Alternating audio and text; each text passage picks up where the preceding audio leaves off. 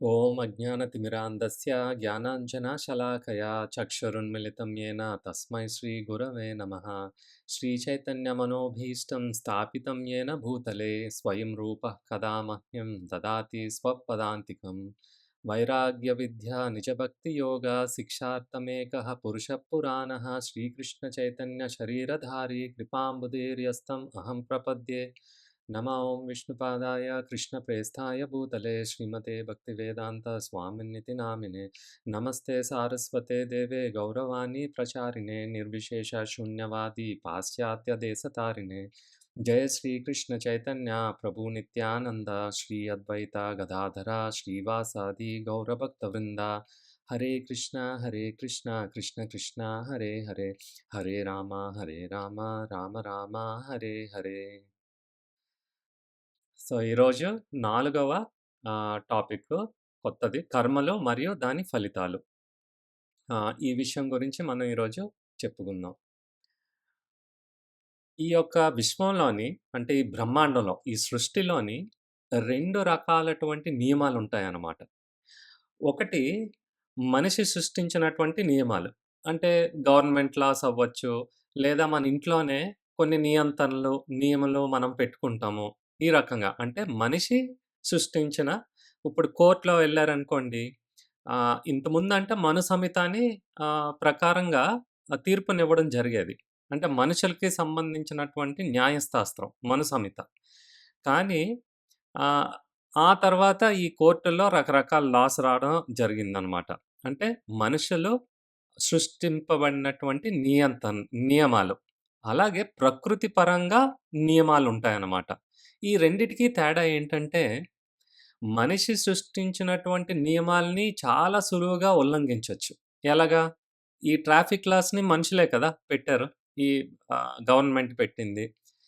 మనం ఆ red line ఏసినా కూడా పక్క దారిలోంచి వెళ్ళిపోవచ్చు పాటించకుండా.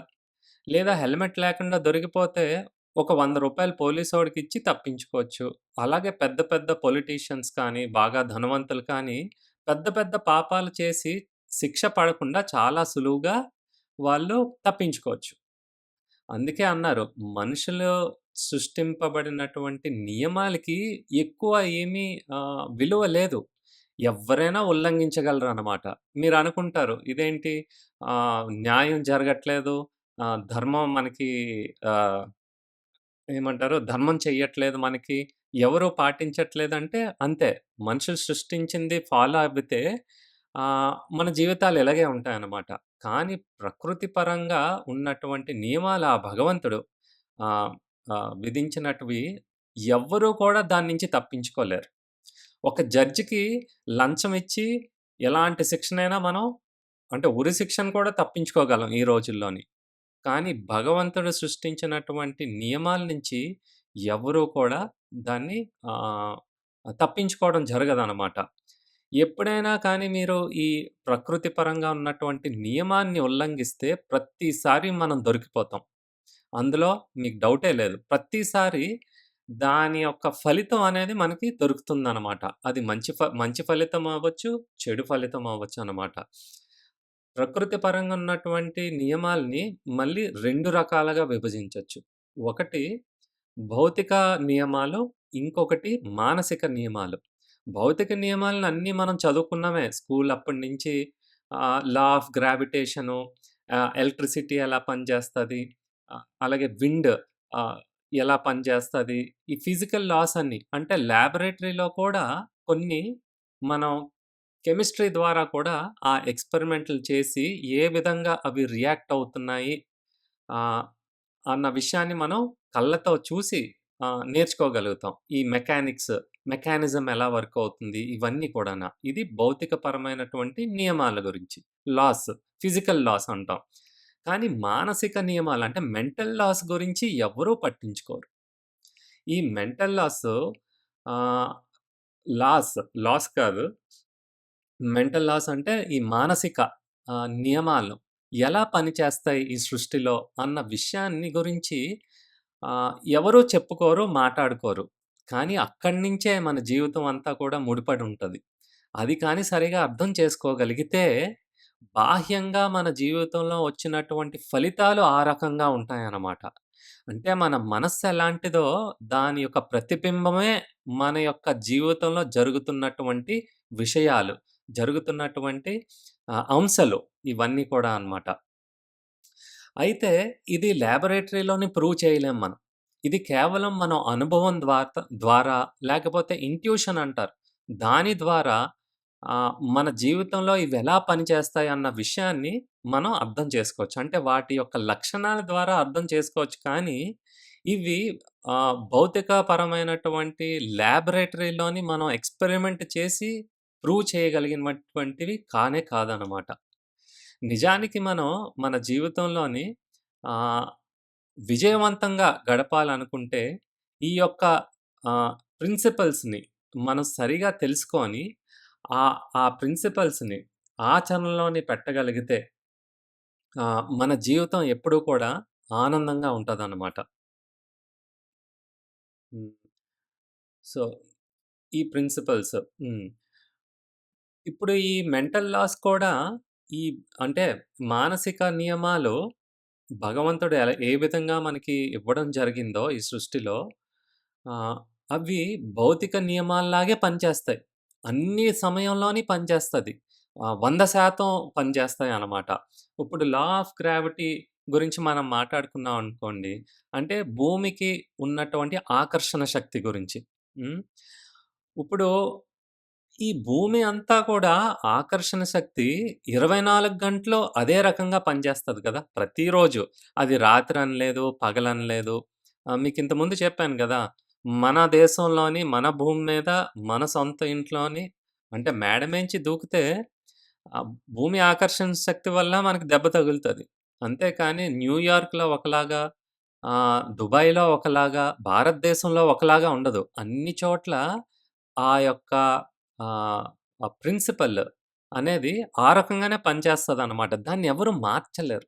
ఎవరు కూడా మార్చలేరు. మీరనుకోవచ్చు, నాకీ విషయం తెలియదు అనన్నా అది జరిగి తీరుతుంది. లేదు నేను ఈ విషయంతోని ఏకీభవించను. నేను భగవద్గీతలో చెప్పింది నేను ఒప్పుకోను. నాకు నచ్చిందే నేను చేస్తాననుకున్నా, అలాగని దూకినా కూడా దెబ్బ అలాగే తగులుతదనమాట. లేదు నాకింత ముందు ఎవరు కూడా చెప్పలేదు ఈ విషయాన్ని నాకు తెలీదు. అందుకనే దూకాను అన్నా కూడా అదే దెబ్బ తగులుతది. మేడ మించి దూకితే. మీకు తెలిసినా, తెలియకపోయినా, ఎవరు చెప్పినా, చెప్పకపోయినా, అంగీకరించినా, అంగీకరించకపోయినా ఈ నియమాల నుంచి ఎవ్వరు తప్పించుకోలేరనమాట. భగవంతుడు పెట్టిన నియమాలు. మనుషులు పెట్టిన నియమాలు మీకు చెప్పాను కదా! ఎప్పుడైనా ఉల్లంఘించుకోవచ్చు. ఏమైనా చేసుకోవచ్చు. ఎవ్వరు ఏం చేయలేరు దానికి. ఓహ్! ఇంకొక ఉదాహరణ ఇప్పుడు మంట ఉంటది. మంటలో వేలు పెడితే వేలు కాలుతది. మీకు తెలుసు ఆ విషయం. మరి చిన్న పిల్లలకి తెలీదా? తెలియకుండా పెట్టిన మంట, అయ్యో! చిన్న పిల్ల తెలీదు కదా! అని దాన్ని కాల్చకుండా ఉండదు. చిన్న పిల్ల వేలు పెట్టినా, తెలిసినా, తెలియకపోయినా ఆహ్, దానికి వ్యత్యాసం ఉండదనమాట. ఎవ్వరైనా ఒకటే. దాన్ని ఎవరైతే తాకుతారో వాళ్ళని కాల్చేస్తుందనమాట మంట. అది ఏ రకంగా మనం వాడుకుంటాం అది మనతో పాటుంటది. అయితే మీరడగొచ్చు, చాలామంది దుండగులుంటారు కదా! వాళ్ళు అన్ని తప్పులు కళ్ళ ముందే చేస్తారు. కానీ వాళ్ళకి ఎప్పుడూ కూడా అనుభవించే శిక్ష మాత్రం పడదు. ఎందుకు? ఎందుకని అని మీరు అనుకోవచ్చు. అవును. కొంతమంది దొంగలు పోలీసుల నుంచి చాలా చాకచక్యంగా వాళ్ళు తప్పించుకొని తిరుగుతూ ఉంటారు. ఎప్ చాలా ఎన్ని సంవత్సరాలైనా దొరకరనమాట. ఒక దొంగతనం చేస్తారు దొరకరు. 2, 3, 10, 11, 50 దొంగతనాలు చేస్తారు. కానీ వాళ్ళు దొరకరనమాట. అంటే పనిష్మెంట్ అనేది వాళ్ళకి ఎప్పుడూ కలగదు. ఎందుకు ఇలా జరగొచ్చు అంటే, వాళ్ళు పూర్వజన్మల్లో సంపాదించుకున్నటువంటి పుణ్యము వాళ్ళని కాపాడుతదనమాట. అంటే ఇప్పుడు మీరు ఖర్చు పెట్టాలనుకున్నారనుకోండి, మీ బ్యాంక్‌లోని ఆ ధనం ఉండాలి. ధనం ఉన్నంత సేపు మనకేం ప్రాబ్లమ్ ఏం లేదు. ఏ అవసరానికైనా మనం ఖర్చు పెట్టుకోవచ్చు. కానీ ఆ బ్యాంక్‌లో ధనం అయిపోతే, పుణ్యం ఆ బ్యాంక్‌లో ఉన్నటువంటి ధనం లాంటిది. మనల్ని ఎప్పుడూ కూడా కాపాడుతూ ఉంటదనమాట. ఆహ్, ఒక్ అనవసరమైన ఖర్చు పెట్టినా బ్యాంక్‌లో డబ్బులుంటే, అనవసరమైన ఖర్చులు పెట్టినా కూడా పర్వాలేదు గడిచిపోద్ది. కానీ అలాగ అనవసరమైన ఖర్చులు ఎక్కువైపోతూ ఉంటే, ఒకనాడు మన బ్యాంక్ అకౌంట్‌లో అంటే ఆ పుణ్యం తగ్గిపోయినప్పుడు, అప్పుడు మన కష్టాలు మొదలవుతాయి. అలాగే ఈ దొంగ లేదా ఒక రాజకీయ నాయకుడో, లేదా ఒక దుండగుడో ఎవరైనా కానియండి. అంటే అందరు రాజకీయ నాయకులు చెడ్డవాళ్ళని కాదు. 99% చెడ్డవాళ్ళే. అంటే పాలిటిక్స్ అంటేనే అలాంటిది కాబట్టి అలా ఆ రకంగా నేను ఉదాహరణ చెప్తున్నాను. ఒకసారి దొరకలేదనుకోండి, పోలీస్ స్టేషన్‌లో ఒక కేసు, ఒక ఫైలు తయారవుతది. రెండోసారి తప్పించుకున్నాడనుకోండి 2 కేసులిప్పుడు. 50 సార్లు తప్పించుకుంటే 50 కేసులు. 50 కేసులు పోలీస్ స్టేషన్‌లో ఆ ఫైల్ మురుగుతున్నప్పుడు వాడి పుణ్యం అంతా పూర్తయిపోయిందనుకోండి, అప్పుడు దొరికాడనుకోండి, అప్పుడు వాడికి ఎలాగుంటది శిక్ష? దారుణంగా ఉంటది కదా శిక్ష. ముందు దొరికాడనుకోండి, ఒక దొంగతనానికి శిక్ష. 50 దొంగతనాలకి శిక్ష ఎలాగుంటది? అలాగే విచ్చలవిడిగా ఇష్టం వచ్చినట్టు బతుకుతూ అన్ని రకాలటువంటి పాపాలు అంటే మన లీడర్స్ మనల్ని మనందరిని ఎవరైతే సంరక్షించాలో, మన ఆస్తుల్ని ఎవరైతే సంరక్షించాలో వాళ్ళే భక్షిస్తున్నారు. టాక్స్ రూపంలోని, దోపిడీ రూపంలోని వాళ్ళే వేరే దొంగలక్కర్లేదు. పోలీసోళ్ళని వాళ్ళే వాడుకొని, వాళ్ళే ఆ దొంగతనాల్ని ఎందుకంటే మనుషులు చేస్తున్నటువంటి నియమాలు. ఆ! అది ఎలాగైనా సరే మలుచుకోగలుగుతారనమాట. కానీ ప్రకృతి మాత్రం చూస్తుంది. అలాగా ఆ! ఎన్ని పాపాలు చేస్తావో చెయ్యు. ఇంకా నీ పుణ్యం ఉంది కదా! మరందుకే కదా! రావణాసురుడు సీతమ్మని ఆహ్, అపహరించి తీసుకొని వెళ్ళాక వెంటనే ఆయనకేం శిక్ష పడలేదే. దేవతలందరూ కోరుకున్నారు. ఎలాగైనా సీతమ్మని ఆయన అపహరించాలని. ఎందుకంటే, ఆయన తపోబలము. అంటే ఎంతో కష్టపడి తపస్సు చేసి చాలా పుణ్యాన్ని సంపాదించుకున్నారనమాట. అందుకే ఆయనకి చావు అనేది లేకుండా ఎవ్ ఏ ఎన్ ఎంతటి దేవతలనైనా సరే వాళ్ళని ఓడించగలుగుతున్నారనమాట. మరి ఆ పుణ్యం అంతా తొందరగా పోవాలంటే ఏమవ్వాలి? ఒక పుణ్య స్త్రీ. అది సాధారణమైనటువంటి స్త్రీ కాదు. రాముని యొక్క భార్య సీతాదేవి తల్లి. ఆ తల్లిని అపహరించి వేరే రకంగా ఆమెని అనుభవించాలని అనుకున్నాడు కదా! అందుకే ఏమైంది రావణాసుడికి? ఆఖరిని ఏం జరుగుతుందో వాడి పుణ్యమంతా కూడా చాలా త్వరగా వెళ్ళిపోయింది. ఆ పుణ్యం ఉన్నాదన్న విషయం కూడా వాడికి తెలియకుండా ఏం జరిగినా నడుస్తాదిలే అని అనుకున్నాడు. అలాగే మనం కూడా మన జీవితంలోని మనందరం కూడా ఆ రావణాసుడిలాగా లక్ష్మీదేవే కావాలనుకుంటాం. అంతేకాని నారాయణుడి మీద పెద్దగా ఇంట్రెస్ట్ చూపించం కదా! మనకి డబ్బులుండాలి. డబ్బులంటే లక్ష్మి. మనకి వెల్త్ కావాలి. ఇప్పుడు దసరా ఒకటొస్తుంది కదా! దుర్గాదేవిని బాగా మనం కొలుస్తాం లక్ష్మీదేవిని. నాకు ఆ వరం ఇయ్యమ్మ, మాకు సంతోషాన్నివ్వు, మాకు ఐశ్వర్యాన్నివ్వు ఇవన్నీని. అవును. లక్ష్మీదేవి చాలా ఇంపార్టెంట్. కానీ నారాయణుడు అంటే రాముడు అక్కర్లేదు. రావణాసురుడికి కూడా రాముడు అక్కర్లేదు. సీతాదేవే కావాలనమాట అనుభవించడానికి. మనకు కూడా లక్ష్మి మన ఇంద్రియాల సంతృప్తి కోసం, మన జీవితాన్ని అనుభవించడం కోసం కావాలని అనుకుంటాం కానీ, నారాయణుడు చెప్పింది మాత్రం మనం వినం. కానీ నారాయణ్‌ని పూజిస్తే లక్ష్మీదేవి ఎక్కడికి వెళ్ళిపోయేదు. లక్ష్మీదేవి చాలా చంచలం అనమాట. ఒక్క ఒక్క దగ్గర ఉండరావిడ. ఒకసారి ఒక దగ్గరుంటారు. ఇంకొకసారి ఇంకొక దగ్గరికెళ్ళిపోతారు. ఆవిడ వీడని చోట ఏమైనా ఉందంటే అది నారాయణ యొక్క హృదయం అనమాట. ఆయన యొక్క గుండెల్ని విడిచిపెట్టి, ఆ స్థానాన్ని విడిచిపెట్టి ఆమె ఎప్పుడు ఎళ్ళదు. అంటే మనం నారాయణ్‌ని పూజించితే నారాయణ్‌తో పాటు లక్ష్మీదేవి కూడా ఎప్పుడు ఉంటది మన దగ్గరే. మనకు అవసరమైన ఆటికి, అనవసరమైన ఆటికి కాదండి. అవసరమైన ఆటికి ఎప్పుడు లోటు లేకుండా ఆ లక్ష్మీనారాయణలు మనల్ని ఎప్పుడూ కూడా చూసుకుంటారనమాట. మనం ఆందోళన చెందొచ్చు. అయ్యో! ఏం చెయ్యాలి? అయ్యో! మనకి ధనం లేదు. అయ్యో! వాళ్ళు పైకొచ్చేస్తున్నారు. మనం రాలేకపోతున్నాం. ఇవన్నీ విడిచిపెట్టేయొచ్చు. కేవలం లక్ష్మీనారాయణ్‌ని మనం పూజించగలిగితే. సో, ఈ రకంగా మన జీవితంలో కూడా చాలా అహంకారంతోని మనం ప్రవర్తిస్తూ ఉంటాం అన్నమాట. ఎవ్వరు ఎదురు చెప్పలేరు. కానీ ఆ పుణ్యం అలాగా ఖర్చయిపోతూ ఉంటది. అది అయిపోయిన తర్వాత అప్పుడుంటదనమాట మనకి. సో, ఈ రకంగా ఈ యొక్క మానసిక నియమాలు కూడా ఈ రకంగా పనిచేస్తాయనమాట. భౌతిక నియమాలు ఎలా పనిచేస్తాయో దీని నుంచి ఎవ్వరు తప్పించుకోలేరనమాట. ఈ యొక్క నియమాలు అందరికీ కూడా అందరి పట్ల కూడా న్యూట్రల్‌గా ఉంటది. వాడు ప్రైమ్ మినిస్టర్ అయితే ఏంటి? అందుకే చాలా మనం ఏదైనా ఒక బాధ్యత తీసుకుంటే చాలా జాగ్రత్తగా ఉండాలండి.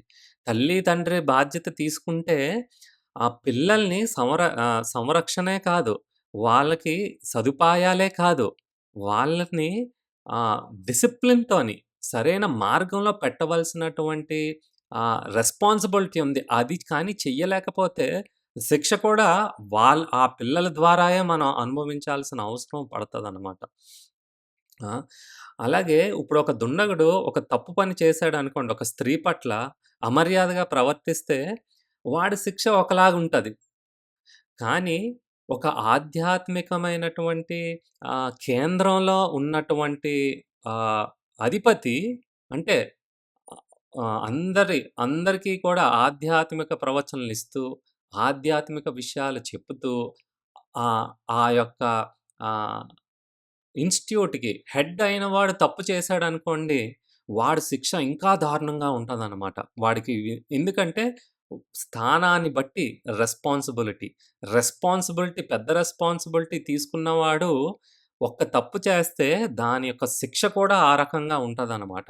అలాగే జంతువులకి శిక్ష ఉండదు. మనిషికి బాధ్యత అనేది ఉంటది. జంతువులకి బాధ్యత ఉండదు. మనుషులు జంతువుల్లాగా ప్రవర్తించకూడదు. తినే విధానంలో కానీ ఏ ప్రక్రియలో కానీ ఆ రకంగా ఉండకూడదనమాట. చాలా బాధ్యతగా ఆహ్, మసలుకోవాలి మనుషులన్నవారు. కానీ ఇష్టాసారంగా ఉంటే ఏమవుతది? ఆ శిక్ష కూడా ఆ రకంగా ఉంటదనమాట. చాలా భయంకరంగా ఉంటదనమాట. కాబట్టి ఈ రకంగా 100% ఎప్పుడూ కూడా ఇవి పనిచేస్తూ ఉంటాయన్నమాట. 5,000 సంవత్సరాల ముందు లా ఆఫ్ గ్రావిటీ అంటే భూమి యొక్క ఆకర్షణ శక్తి ఎలాగుందో, ఇప్పుడు కూడా అలాగే ఉంటది. 5,000 సంవత్సరాల తర్వాత కూడా అలాగే ఉంటది. ఎవరైనా కానీ, ఓహ్! ఎప్పుడో చెప్పారు పురాతనమైనటిది భగవద్గీత, ఇప్పుడయన్నీ పనిచేయవండి అంటే కాదు, కాదు. ప్రతి ఒక్క శ్లోకం భగవద్గీతలో ఉన్నది.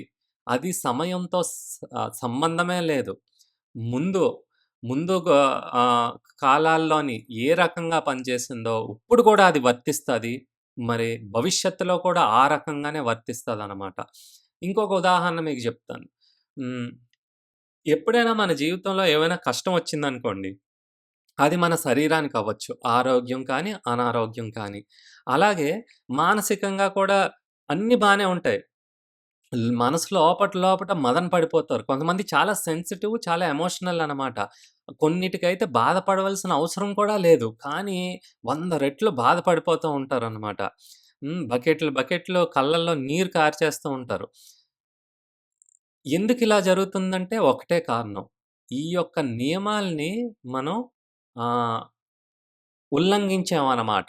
ఏ నియమాన్ని ఉల్లంఘిస్తే ఆ రకమైనటువంటి పరిస్థితి కష్ట రూపంలోని మన జీవితంలోని వస్తదనమాట. మరి ఈ విషయాలన్నీ సరిగా మనం అర్థం చేసుకొని, ఈ నియమాల్ని మనం పాటించుకోగలిగితే, మన జీవితంలో ఎప్పుడూ కూడా సంతోషంగా ఆ! తర్వాత ఆరోగ్యంగా, మానసికంగా మరి ఈ శారీరకంగా కూడా ఎప్పుడూ కూడా సంతోషంగా ఉంటాం. అంతేకాదు 10 మందికి కూడా మనం ఉపయోగపడతాం. ఈ యొక్క ఆహ్, సంఘంలో ఉండి. ఉదాహరణకి మీకింకా బాగా అర్థం అవ్వడం కోసం ఇది నిజంగా జరిగినటువంటి ఆహ్, సంఘటన. సెకండ్ వరల్డ్ వార్‌లోని ఈ సంఘటన జరిగిందనమాట. సో, ఒకరోజు చాలా చీకటిగా ఉంది. అంతేకాదు మెరుపులు, తర్వాత ఈ కెరటాలు కూడా చాలా పెద్దగా ఉన్నాయి. అంటే స్టార్మ్ అనమాట. చాలా స్టార్మ్స్ అయ్యి వస్తున్నాయన్నమాట. ఆ యొక్క సముద్రంలోని ఒక నౌక అంటే షిప్ వెళ్తున్నదనుకోండి. హ్మ్. మరి అంత చీకటిలోని అంత స్టార్మ్ ఆహ్, తుఫాన్ ఉన్నటువంటి సముద్రంలో వెళ్తే చాలా కష్టమే. సో, ఒకనాడు అలా వెళ్తున్నటువంటి ఆహ్, నౌక వెళ్తుంది. ఆ క్రూ మెంబరు అంటే ఆ షిప్‌లో ఉన్నటువంటి కాపలాదారి కెప్టెన్ దగ్గరికెళ్ళి "కెప్టెన్, కెప్టెన్ లేవండి, లేవండి" అని హఠాత్తుగా లేపుతారనమాట.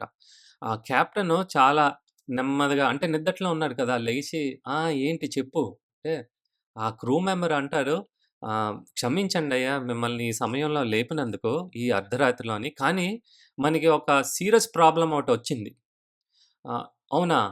అయితే ఏంటది చెప్పు" అంటే ఈ సముద్రంలో కూడా లైన్స్ ఉంటాయండి. అంటే మన రోడ్డు మీదే కాదు. ఇప్పుడు విమానం వెళ్ళిందనుకోండి, ఆకాశంలో కూడా ఎయిర్ లైన్స్ అంటాం అనమాట. ఈ ఎయిర్ లైన్స్‌ని మనం పాటించకపోతే 2, 3, 4 ఆ ఫ్లైట్‌లని గుద్దుకొని ఆహ్, మనిషికి అపాయం జరుగుతది. యాక్సిడెంట్ అవ్వచ్చు. అలాగే సముద్రంలో కూడా లేన్స్ అనేవి ఉంటాయన్నమాట. సందులుంటాయన్నమాట. ఆ యొక్క సిగ్నల్స్‌ని, ఆ యొక్క లేన్స్‌ని మనం ఉల్లంఘించినట్టయితే 2 షిప్‌లు కూడా 2 గుద్దుకొని ధ్వంసం అయిపోతాయన్నమాట. సో, ఆ రకంగా అవతల నుంచి ఒక సిగ్నలొచ్చిందనమాట. 20 మైళ్ళ దూరంలో ఉన్నటువంటి దూరం నుంచి 20 మైళ్ళ దూరం నుంచి సిగ్నల్ వెలికి వచ్చిందనమాట లైట్ ద్వారా. 20 డిగ్రీలు మీ యొక్క డైరెక్షన్‌ని తిప్పాలి అని ఒస్తదనమాట. ఇటు నుంచి కెప్టెను మళ్ళీ లైటేస్తారు. నేను కదలను. మీరే 20 డిగ్రీలు కదలండని. ఇప్పుడు ఎవరు కదలలేదనుకోండి ఏమవుతది? సమయం అయిపోతుంది. దగ్గరికొచ్చేస్తున్నాయి. హ్మ్. ఆ దిశగా 2 కూడా నడిస్తే ఎదుటెదుటుగా 2 కూడా గుద్దేసుకుంటాయనమాట. ఆ కెప్టెను ఆహ్, మళ్ళీ చెప్తాడనమాట కెప్టెను. ఏంటి నేను సిగ్నల్ ఇస్తే అవతల వాడు తప్పుకోడా? ఎంత అహంకారం అవతల వాడికి. నేనసలెవడో తెలుసా నేను? అని ఇప్పుడు సిగ్నల్ ఇస్తారనమాట. నేను కెప్టెన్ హొరాషియో. నా యొక్క షిప్పు మామూలు షిప్ కాదు. యుద్ధ, యుద్ధ నౌక అనమాట. అంటే 'మైటీ మిజరీ' అంటారనమాట. ఇది అమెరికన్ షిప్పు. ఈ 'మైటీ మిజరీ' అనే షిప్పు ఎంత పెద్దదంటే కొన్ని వేలాది మంది సైనికులు అంటే 8,000 సైనికుల్ని అది మోసుకొనెళ్తుంది. మరి ఆ షిప్ పైన ఎన్నో ఫైటర్ జెట్స్ అంటే ఏరోప్లేన్‌లు యుద్ధం ఆడినటువంటి ఏరోప్లేన్‌లు దాని పైనున్నాయి. అంతే కాదు దాని కిందన 40 సబ్‌మెరైన్‌లు కూడా దానితో పాటు వెళ్తున్నాయన్నమాట. అంటే ఒక్కసారి కెప్టెన్ తలుచుకొని ఒక మిసైల్ వదిలాడనుకోండి ఇటుపక్క, అవతల వాడి సంగతేటి మొత్తం కూలిపోవాల్సిందే. బూడిదయిపోవాల్సిందే నీటిలో ఉన్నా కూడా. అలాంటి కెప్టెన్ అనమాట. ఆ సిగ్నలేసి చెప్తున్నాడు.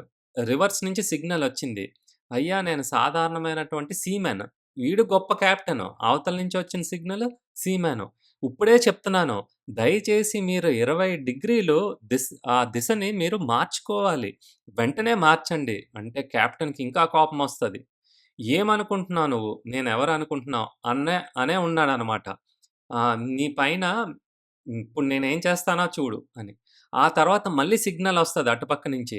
"అయ్యా! ఇది షిప్ కాదు, ఇది ఓడ కాదు, ఇది లైట్ హౌస్" అని చెప్తాడనమాట. లైట్ హౌసా? అనగానే వెంటనే కెప్టెన్ తిప్పండి 20 డిగ్రీలు. ఎందుకు తిప్పపోతే ఏమవుతది? భూమిని కానీ తాకితే ఎంత గొప్ప ఓడైనా కూలిపోవాల్సిందే. ఆ సబ్‌మెరైన్‌లు కూలిపోవాల్సిందే. ఆ ఫ్లైట్‌లన్నీ ధ్వంసం అయిపోవాల్సిందే. అందులో ఉన్నటువంటి ప్రాణాలన్నీ పోవాల్సిందే. భూమిని నీటిలో ఉన్నటువంటి ఓడ భూమిని తాకితే, గుద్దితే ఏమవుతది పరిస్థితి? అంటే వీడు ఎంత గొప్ప కెప్టెన్ అయితే మాత్రం లైట్ హౌస్ కదులు అంటే కదిలిపోతదా? మీరే మారండి 20 డిగ్రీలు అని లైట్ హౌస్‌కి చెప్తే కదులుతదా? మనం చూస్తాం కదా! బీచీల్లోని అక్కడ లైట్ హౌస్. లైట్ హౌస్ ఎందుకుంది? ఈ ప్రమాదాలు జరగకుండా భూమిని గుద్దుకోకుండా ఆ లైట్‌ని ఎప్పుడూ కూడా ఆహ్, సిగ్నల్‌ని పంపిస్తూ ఉంటదనమాట. ఆ షిప్స్ అన్నిటికి తెలియడం కోసమని.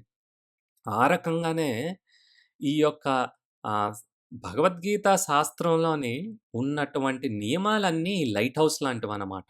ఇవన్నీ కూడా ప్రకృతి నియమాలు. ఇవి మీరు ఎరపలేరు. లైట్ హౌస్‌ని ఎవరు బ్రేక్ చేయలేరు. ఓడే ఇరిగిపోతది. అలాగే ఆ ప్రిన్సిపల్స్‌కి విరుద్ధంగా వెళ్తే నష్టపోయేది మనమే. జీవితంలో ఓటమి చెందేది మనకే. ఈ యొక్క ఇవి నిజాలనమాట. భగవద్గీతలో ఉన్నటువంటివి ఎప్పటికీ మార్చలేము.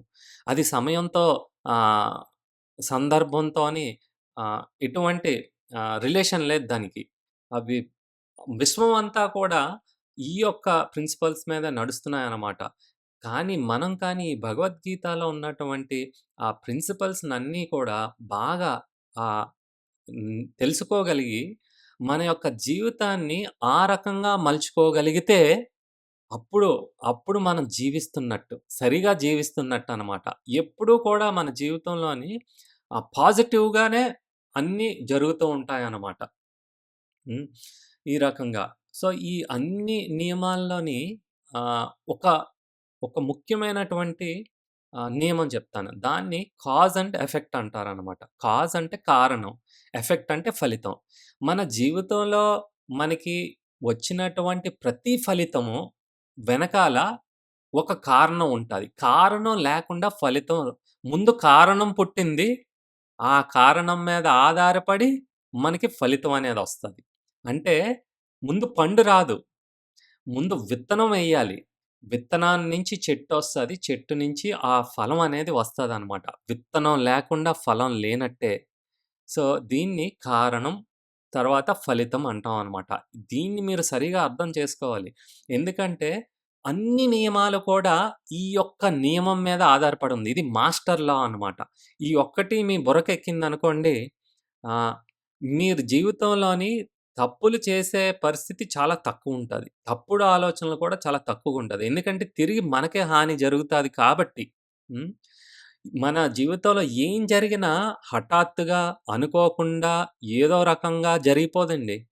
ప్రతి దానికి ఒక కారణం ఉంటదనమాట. కారణం లేకుండా ఏం జరగదు. ఆఖరికి అనుకోకుండా హఠాత్తుగా జరిగినటువంటి యాక్సిడెంట్ కూడా అనుకోకుండా జరిగింది కాదు. ముందుగానే అది నిర్ణయింపబడినది. అందుకే యాక్సిడెంట్ మనకి అనిపించొచ్చు హఠాత్తుగా జరిగింది యాక్సిడెంట్ అని. సడెన్‌గా జరిగిందని. అలాంటిదంటూ ఏమీ లేదు ఇక్కడ ఈ లోకంలోని. మనం అందరం కూడా ఒక ఈ యొక్క విశ్వంలోని ప్రతీది కూడా ఒక ఆర్డర్‌లో నడుస్తుందనమాట. చాలా స్ట్రిక్ట్‌గా నడుస్తుంది. మన మన గవర్నమెంట్‌లా కాదు. భగవంతుడి యొక్క గవర్నమెంట్ 100% పర్ఫెక్ట్ అనమాట. చెప్పాను కదా! సూర్యోదయం, సూర్యాస్తమం పర్ఫెక్ట్‌గా జరుగుతది. ఈ యొక్క గ్రహాలన్నీ కూడా ఈ బ్రహ్మాండంలోని వాటి యొక్క స్థానంలో కరెక్ట్‌గా తిరుగుతూ ఉంటాయన్నమాట. ఇటు అటుగా వెళ్ళిపోవు. ఆ! ఎందుకో అన్నీ కూడా ఈ యొక్క కాజ్ అండ్ ఎఫెక్ట్ అంటే కారణం, దాని యొక్క ప్రతిఫలం అనేటటువంటి నియమం మీద ఇవన్నీ మిగతా అన్ని నియమాలు సృష్టింపబడ్డాయన్నమాట.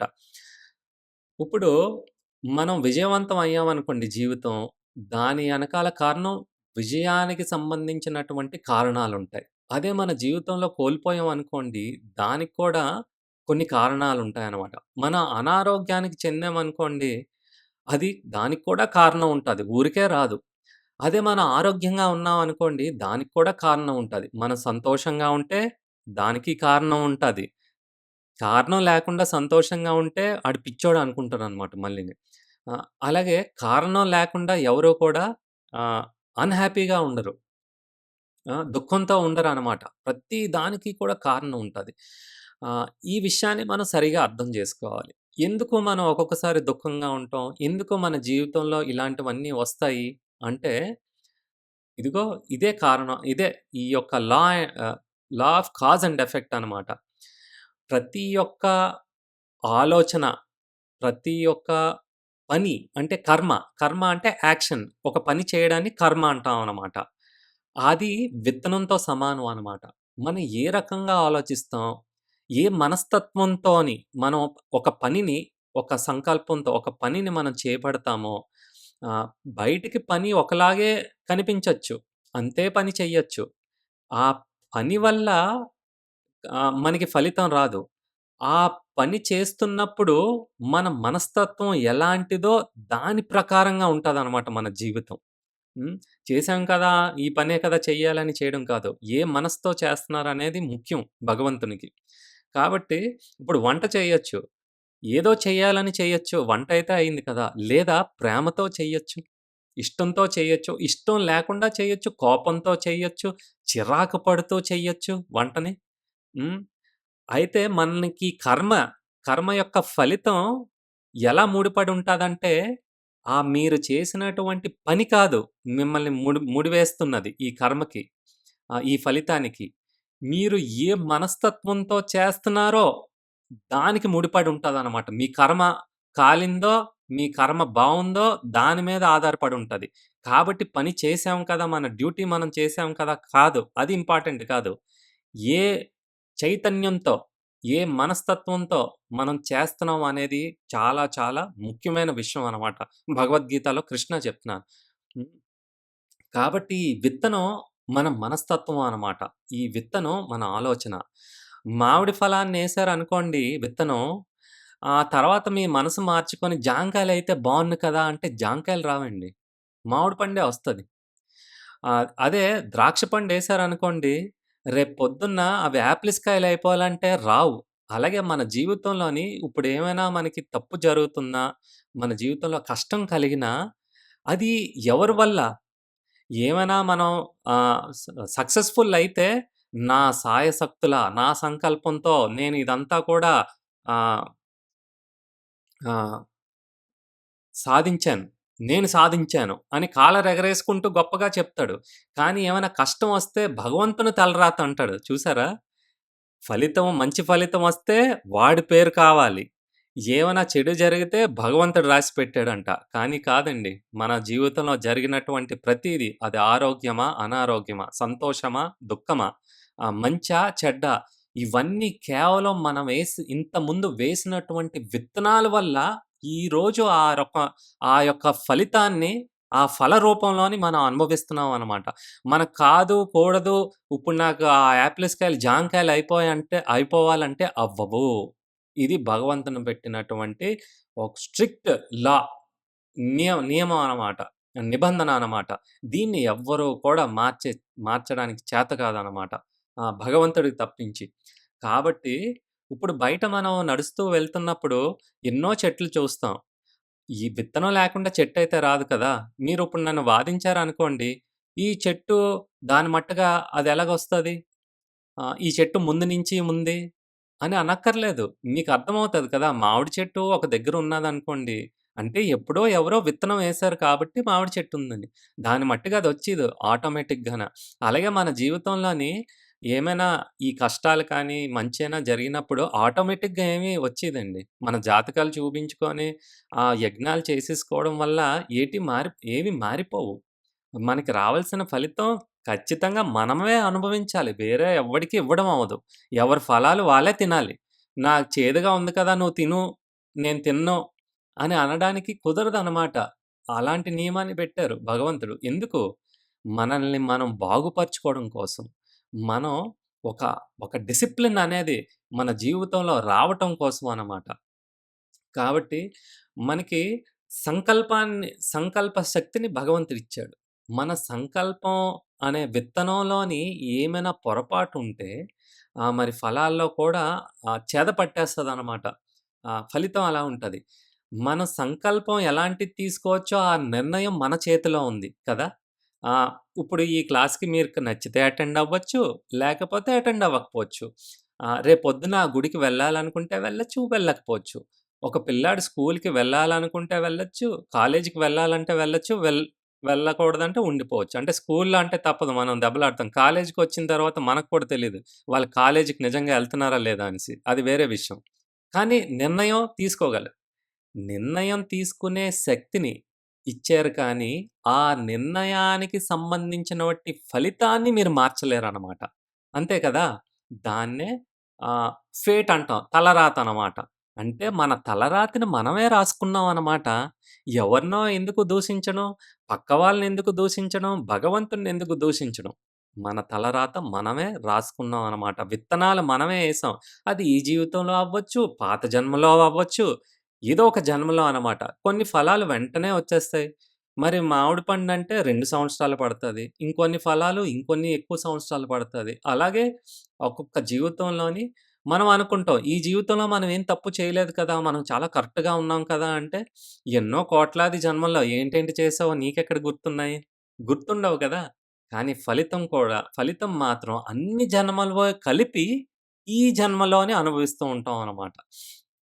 అందుకోసమే ఒకరిని దూషించడం కానీ, ఒకరిని అనవసరంగా నోరు జారడం కానీ, తర్వాత ఆహ్, ఊరికే డామినేట్ చేయడం కానీ, ఇలాంటివన్నీ కూడా తగ్గించుకోవాలండి. అంటే మనకు ఆల్రెడీ ఉన్నాయి. ఈ అహంకారం, పొగరు ఇవన్నీ అందరికీ ఉన్నాయి. నాకు కూడా చాలా ఉండేది ఒకప్పుడు. ఆ! అంటే ఇప్పుడు పూర్తిగా లేవా అంటే ఉన్నాయి. ఇప్పుడు కూడా ఉన్నాయి. ఏం చేయమంటారు? దీన్నే అనర్థాలంటారు. మన మనసులో ఉన్నటువంటి అనర్థాలనమాట. మరి ఇవన్నీ పోవడానికే ఈ భగవద్గీత అని చదువుకుంటూ, ధ్యానం చేసుకుంటూ ఉంటే ఈ నెగెటివ్ ఆహ్, ఎమోషన్సు, ఈ నెగెటివ్ హ్యాబిట్సు ఇవన్నీ కూడా క్రమక్రమంగా మన నుంచి విడిచిపెట్టి వెళ్ళిపోతూ ఉంటాయన్నమాట. అంటే పట్టిన దెయ్యం విడిచిపెట్టి వెళ్ళిపోయినట్టనమాట. పూజలు చేస్తే ఏమవుతది? మనం ఓ దెయ్యం పట్టుకుందంటే అది మనల్ని పీడిస్తూ ఉంటదనమాట.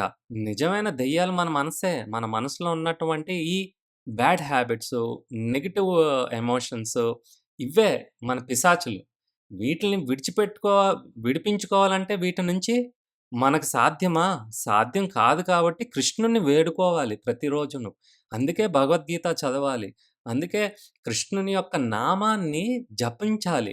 అందుకే యజ్ఞాలేమి చెయ్యక్కర్లేదు. సంకీర్తన యజ్ఞం చెయ్యాలి. ఒక ఐదుగురో, ముగ్గురో ఇంట్లోనో కూర్చొని ఆ భగవంతుని యొక్క లీలల్ని, గొప్పతనాన్ని ఆహ్, భజన చేసుకుంటూ, పాడుకుంటూ ఉంటే ఆ శబ్దంలోనే గొప్ప శక్తుంటది. భగవంతుని యొక్క నామంలో ఎంత శక్తంటే, భగవంతుడికి ఎంత శక్తుంటదో, ఆ శబ్దంలో కూడా, ఆ నామ శబ్దంలో కూడా అంతే శక్తి భగవంతుడు దాని మీద ఇన్వెస్ట్ చేశారనమాట. కేవలం ఆ శబ్దాన్ని మనం పలకడం వల్ల, మన మనసులో ఉన్నటువంటి ఈ ఆహ్, అనర్థాలన్నీ కూడా క్రమక్రమంగా కూడా క్లియర్ అయిపోతూ ఉంటదనమాట. అంటే మన ఆలోచన తీరు యొక్క క్వాలిటీ ఎలా ఉంటాదో, మన జీవిత క్వాలిటీ కూడా అలాగుంటదనమాట. అందుకోసమే ఆహ్, ఏది జరిగినా గుర్తుపెట్టుకోండి. ఎవ్వరిని అనడానికి లేదు. కారణం, ముఖ్యమైన కారణం అంటే మిగతా వాళ్ళు కూడా కారణమే. కానీ ముఖ్యమైన కారణం మీరే. గుర్తుపెట్టుకోండి. ఏమైనా మీకు ఇబ్బంది కలిగితే మీ మనసే ఆ రకంగా బాధపడేటట్టు చేయొచ్చు. మీకింతకుముందు ఒక ఎగ్జాంపుల్ చెప్పాను కదా! ఆహ్, ఒక మాంసం కొట్టుకి వెళ్ళామనుకోండి, ఈ మేకల్ని, గొర్రెపోతుల్ని కట్ చేస్తూ ఉంటారు గదా! ఒక భక్తుడు చూసాడనుకోండి, చాలా బాధపడతాడనమాట. అయ్యో! ఈ జీవిని అనవసరంగా చంపేశారే, ఇలా ముక్కలు ముక్కలుగా నరుక్కొని మింగేస్తున్నారు అని. అలాగనిపిస్తది వాడికి. కానీ ఆ షాప్ ఓనర్‌కి చాలా సంతోషం. చూడండి జరిగిన విషయం ఒకటే. కానీ నా భావనతోని నాకది చాలా కష్టంగా అనిపించింది. ఆ షాప్ ఓనర్‌కి ఇంకా ఎన్ని ప్రాణాలు పోతుంటే వాడికంత లాభం డబ్బులొస్తూ ఉంటాయనమాట. వాడికి చాలా ఆనందం కలుగుతాదనమాట. ఈ రకంగా మన మనస్సు ఒకరికి మనస్తత్వాన్ని బట్టి ఒకరికి ఆనందం అదే సన్నివేశం ఒకరికి ఆనందాన్నిస్తుంది. అదే సన్నివేశం ఒకరికి ఇబ్బంది కలిగిస్తుందనమాట. సో, ఈ రకంగా మనం ఆహ్, ఆహ్, విషయాలన్నీ అర్థం జేసుకోవాలి. రేపు మరికొన్ని ఉదాహరణలు మీకిస్తాను. ఆహ్, సో, దీనికయ్యి కృష్ణుడు ఏం చెప్తున్నారంటే ఆహ్, ఒక భగవద్గీతలోని 9వ చాప్టరు 10వ శ్లోకం. మయ్యాధ్యక్షేణ ప్రకృతి సూయతే సచరాచరం హేతునానేన కౌంతేయ జగత్ విపరీవర్తతే. అంటే ఈ మొత్తం ఈ ప్రకృతి అంతా కూడా నా శక్తితోని నడుస్తున్నది. నా డైరెక్షన్, నా డైరెక్షన్‌లో నడుస్తుంది. కుంతీపుత్ర అంటే అర్జున. హ్మ్. అది జీవం ఉన్నటువంటి వస్తువైనా, జీవం లేనటువంటి వస్తువు అయినా కూడా 2 కూడా నేను చెప్పినట్టుగా నడుచుకుంటున్నాయి. సృష్టి నేను చెప్పినప్పుడు జరుగుతాది. అలాగే మొత్తం అంతా ధ్వంసం అయిపోవడం కూడా ఈ సృష్టి మొత్తం ధ్వంసం అయిపోవడం కూడా అది నా యొక్క డైరెక్షన్‌లోనే జరుగుతాది అర్జున. నేనే ఈటిలన్నిటికి కూడా ఆహ్, అధిపతిని. నా నేను చెప్పినట్టుగానే ఈ శక్తులన్నీ కూడా నడుచుకుంటున్నాయి అన్న విషయాన్ని చెప్తున్నారనమాట. హ్మ్. సో, ప్రళయం వచ్చినా, సృష్టి అయినా 2 కూడా నా డైరెక్షన్‌లో జరుగుతున్నాయి అన్న విషయాన్ని భగవంతుడు చెప్తున్నారనమాట.